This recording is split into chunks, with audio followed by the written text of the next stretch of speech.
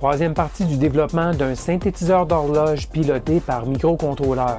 Je parcours le schéma électrique du projet avec vous. Bidouilleur, salut 8 pistes. Oh mon Dieu. Le condensateur électrolytique. One wire.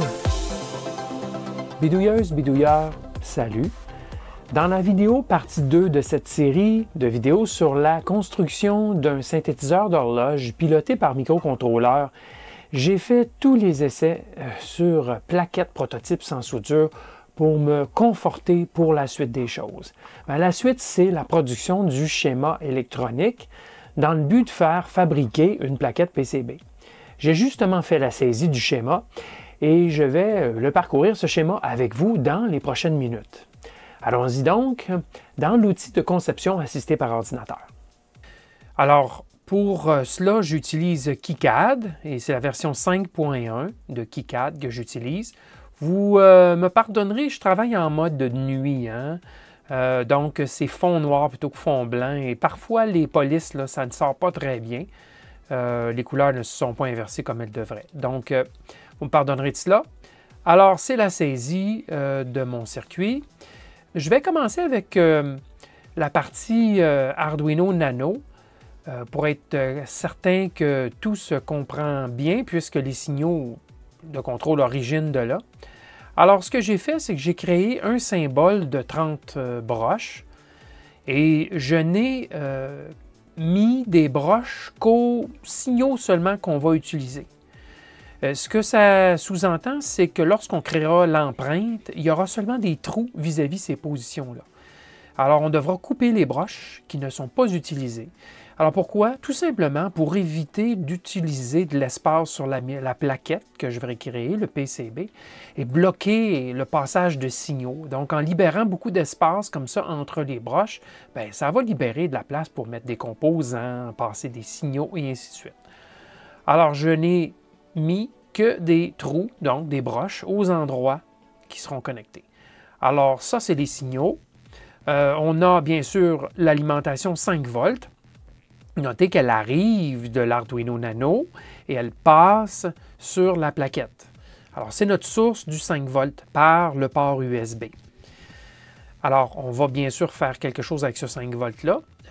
Bon, je continue. On a deux masses et on a ici un port série UART alternatif, si vous voulez, si jamais on avait besoin de communiquer avec l'Arduino autrement que par le port USB, ce qui ne sera vraisemblablement pas le cas, mais j'ai quand même mis des petits points de test. Alors, sur la plaquette, on aura des petits points sur lesquels on pourrait souder si nécessaire. Bon, alors, il y a aussi, dans les signaux qui sont fournis, il y a notre port I2C, donc SDA, donc les données, et SCL, l'horloge. Alors ça, c'est le côté 5 volts, puisque ça vient de l'Arduino. On va faire une conversion ici avec le circuit. Rappelez-vous que SDA est un signal bidirectionnel, donc ça peut donc être sortie ou une entrée. Tandis que l'horloge, SCL, c'est l'Arduino qui la fournit et c'est unidirectionnel.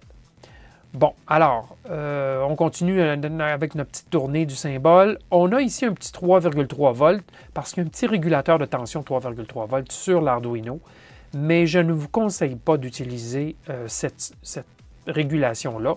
D'ailleurs, on ne nous le conseille pas lorsqu'on lit sur l'Arduino Nano. Je crois qu'il y a un maximum de 100 mA. Bon, si c'est juste pour une petite LED ou quelque chose du genre, ça peut aller, là, mais vous ne devriez pas normalement vous servir de cela pour quelque chose d'assez gros.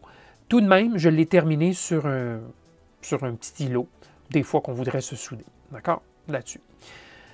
Ensuite, on a le signal d'une des deux DEL qui sera lorsque le PLL est verrouillé.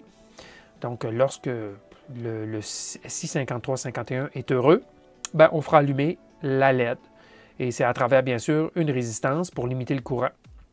470 ohms là, pour un signal de 5 volts, c'est très typique. D'accord? Bon, alors maintenant, on va regarder du côté de la conversion I2C. C'est le petit circuit tel qu'utilisé dans plusieurs projets. C'est une conversion, comme je vous ai expliqué, qui fonctionne de façon bidirectionnelle. Je l'ai tout expliqué dans ma vidéo numéro 264, comment ça fonctionne. Alors, vous irez voir la vidéo, mais ça fonctionne dans les deux sens. Alors, c'est la beauté de la chose. Côté 5 volts, côté 3,3 volts. Les signaux sont donc convertis à 0 à 3,3 volts grâce à ces deux transistors et des pull-ups. Et des deux côtés, il y a des pull-ups. J'ai aussi ajouté un signal d'interruption qui vient du SI 5351. Ça ne sert pas, mais comme c'est fourni, par exemple, s'il y avait une alarme, ben, ça pourrait lever une interruption et on pourrait faire quelque chose dans l'Arduino. Mais je ne crois pas que je vais m'en servir. En tout cas, je l'ai passé quand même avec une pull-up, résistance pull-up au 5 volts, bien sûr. Bon, alors, on regarde maintenant le SI 5351C. Alors, c'est créé tel que montré dans la fiche technique du SI 5351C. Alors, je ne suis pas certain si j'ai mis toutes les broches. Au total, il y en a 21 si on inclut le petit ventre cuivré en dessous de la pièce. C'est un boîtier QFN. Il est possible qu'il manque quelques broches, mais ils ne sont pas utilisés. Alors, on a besoin de quoi? On a besoin d'un cristal de 25 MHz ou 27, mais j'ai choisi 25. Alors ça, il y a des broches dédiées à cela. On va le mettre bien sûr le plus près possible de notre puce.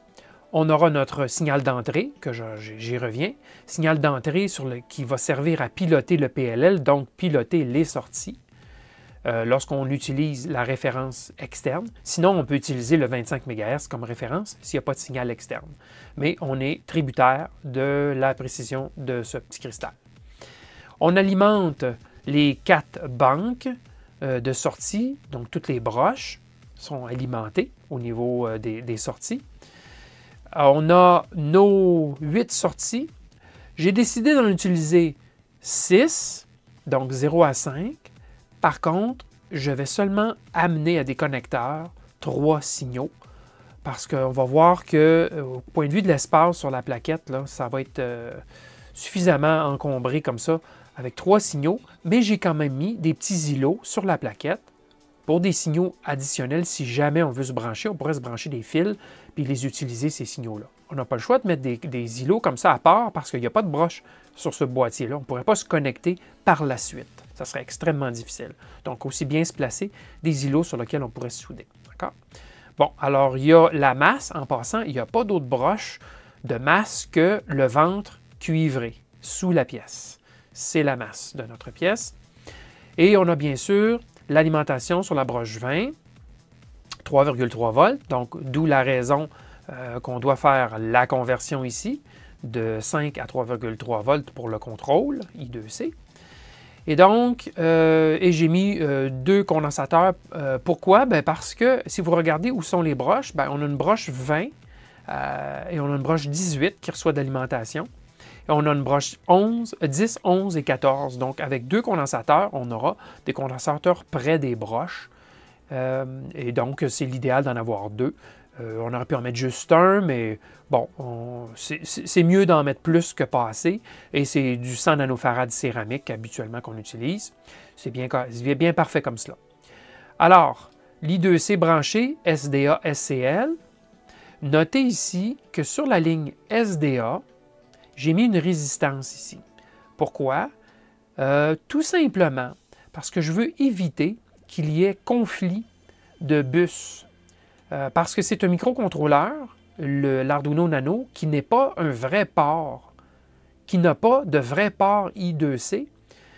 Il est toujours possible que lorsque lui envoie la commande et dit « D'accord, parle-moi », que celui-ci se mette à parler ou en tout cas prenne possession du bus avant que celui-ci l'ait relâché, donc l'ait remis en entrée.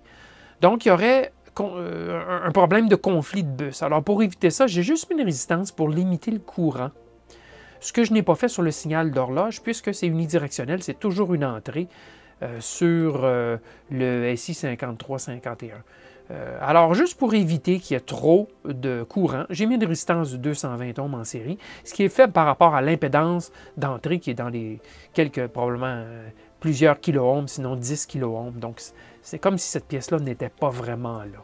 Alors, je n'ai pas exagéré sur la valeur, mais juste pour être certain qu'il n'y a pas de conflit, donc de gros courants qui circuleraient, même pour de brèves périodes. Alors, c'est une bonne pratique de faire cela lorsqu'on utilise des microcontrôleurs comme ça. Bon, alors, au niveau de l'entrée maintenant, donc la référence d'entrée, qui peut être entre 10 MB jusqu'à 40 MB, vous me pardonnerez, ça devrait être 40 ici. Alors, c'est quelque chose qu'on peut éditer. C'est entre 10 MB et 40 MB. En fait, pour être bien juste, là, ce n'est pas tout à fait cela. Ça peut aller beaucoup plus que 40 MHz. Pourquoi? Parce qu'il y a un diviseur à l'intérieur du SI 5351 par 2, 4 ou 8. Il y a 1 aussi, diviseur par 1.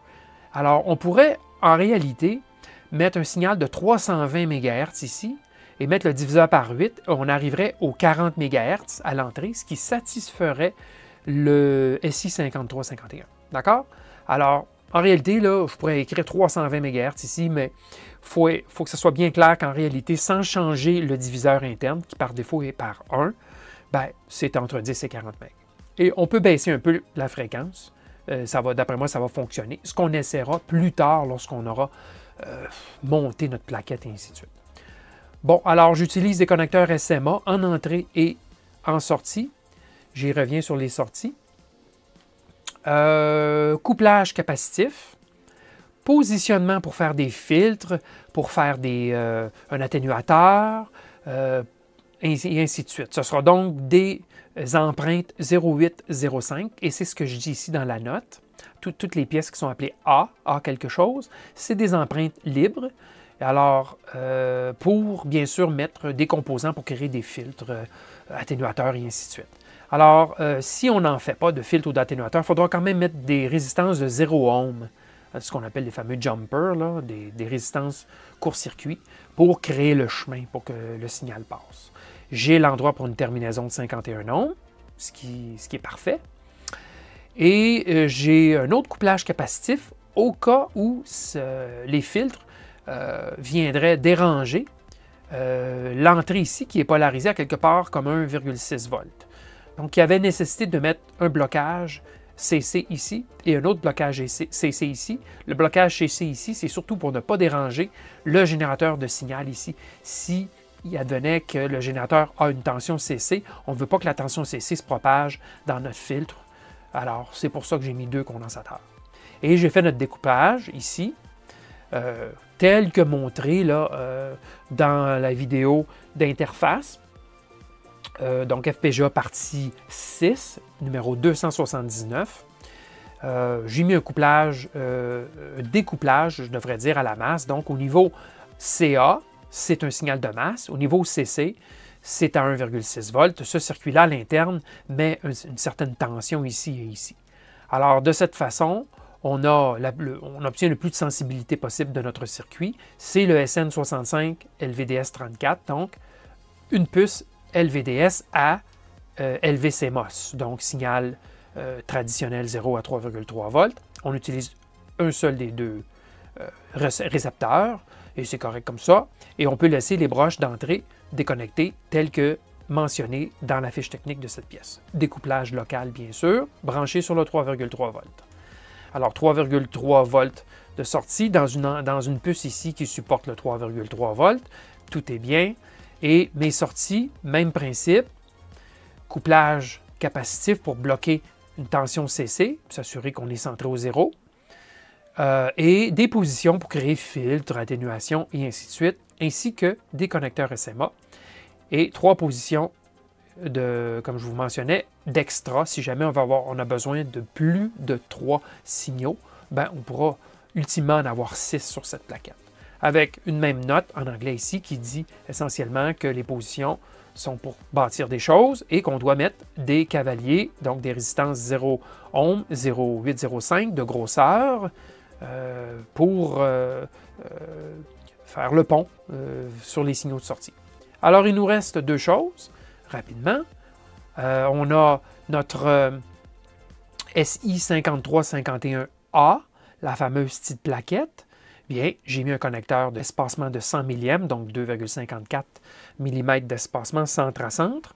C'est un connecteur header standard, d'où on peut connecter notre plaquette SI5351A. Si on ne veut pas utiliser un SI5153C, ni les références d'entrée, on peut quand même se procurer la petite plaquette pour pas trop cher, la connecter sur ce PCB et les signaux de sortie 0, 1 et 2, s'en vont respectivement sur les sorties 0, 1 et 2, si vous voulez. Là, donc, les sorties ici, canal 0, 1 et 2.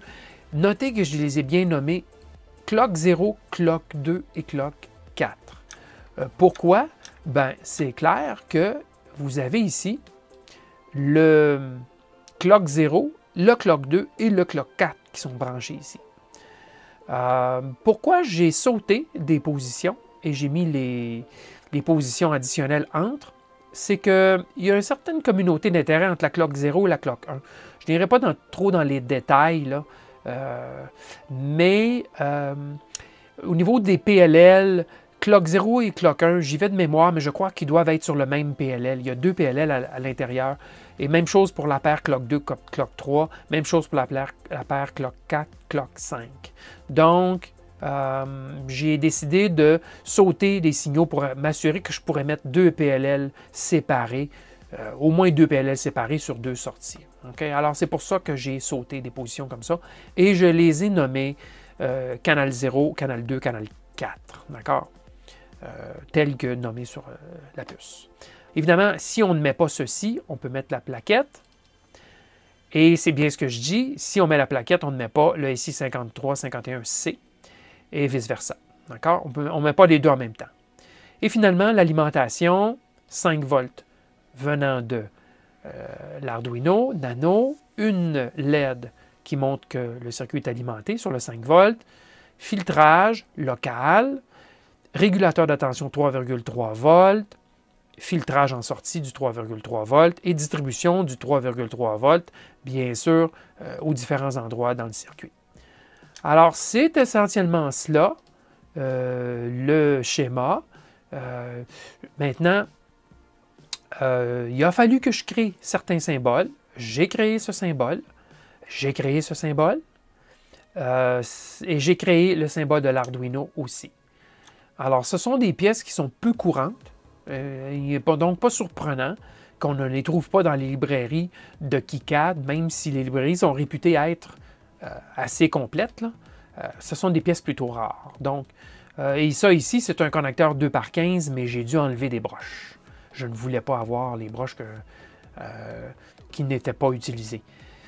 Donc, j'ai créé les symboles et j'ai associé des empreintes. Donc, QFN20, l'empreinte existait déjà. Donc ça, je n'ai pas eu à créer l'empreinte pour le PCB. Je n'ai que créé le symbole que vous voyez ici. Et même chose pour ce SOIC, le boîtier SOIC 8. J'ai créé tout simplement le symbole que vous voyez, mais l'empreinte du PCB existait déjà. Alors, voilà. Ça a été le travail que j'ai fait. Évidemment, ce n'est pas un cours de KiCad, donc loin de moi l'idée de vous montrer comment j'ai passé chacun des fils. Au niveau de la plaquette, je vais vous montrer quand même le travail en quelques étapes. Après avoir placé les pièces, après avoir passé certains des signaux, et ainsi de suite, géré par étapes pour que vous voyez quand même le travail que j'ai fait mental. Au niveau du schéma, avouons que c'est un petit peu plus linéaire comme travail. Ce n'est pas un circuit qui est considéré comme étant complexe. Donc, je vous montre le résultat final que j'ai fait. Pour le PCB, j'irai plus lentement. Je prendrai ça par morceaux pour que ça soit un petit peu plus clair. Alors voilà pour ce qui est du schéma électronique. Prochaine étape, l'exportation du schéma vers le logiciel KiCad de création de PCB. Alors, je vous invite à demeurer à l'écoute. Abonnez-vous si ce n'est pas déjà fait et n'oubliez pas d'activer la cloche de notification, comme toujours. Merci et à la prochaine.